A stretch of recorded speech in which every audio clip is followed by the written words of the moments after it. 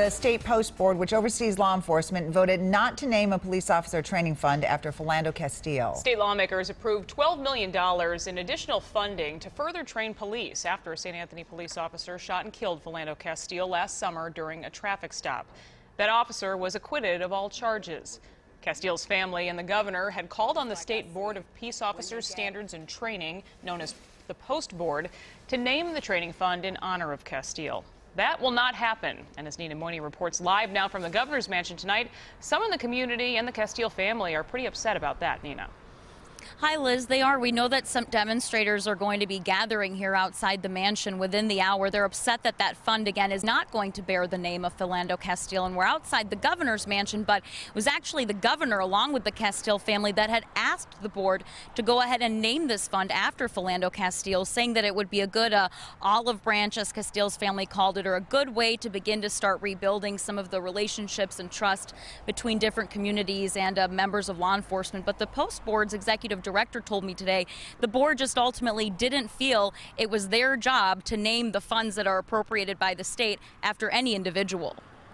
After a meeting in St. Paul where the Castile family again asked the Post Board to name the training fund for Philando, his mother Valerie called their decision another slap in the face. Obviously, it was a decision I'm sure they thought long and hard on. Executive Director Nathan Gove says it was never the intention of the board to further divide. The board has not named appropriations from the legislature. We leave that to the legislature if they want to name funding sources. But Governor Mark Dayton asked the board to name the fund after Castile, even appointing his uncle Clarence Castile to the board. He was one of 2 people to vote in favor of changing the name, but 8 other members voted it down. It's not about taking sides. The board doesn't want to hurt people's feelings and be divisive. What we want to focus on is the work at hand. The work at hand includes using the $12 million for further training over the next 5 years for Minnesota's 11,000 officers.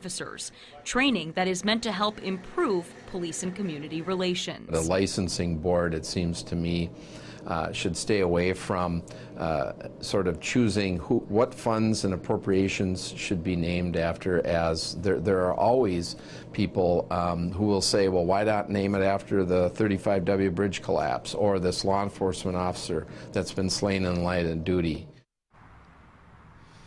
The executive director of the board did acknowledge that much of the reason the state legislature had passed this $12 million of extra money for extra police training was because of the death of Philando Castile and all of the fallout that happened after that. And we're talking about some really important things, hopefully, that this training will lead to. They're going to be talking about mental health crisis response, diversity and implicit bias training, and de-escalation of conflict. So a lot of the things that we've heard many people in the community calling for over the last few years here in Minnesota. So hopefully we'll hear some more from the demonstrators that are going to be out here tonight at 10. All right. Thank you, Nina.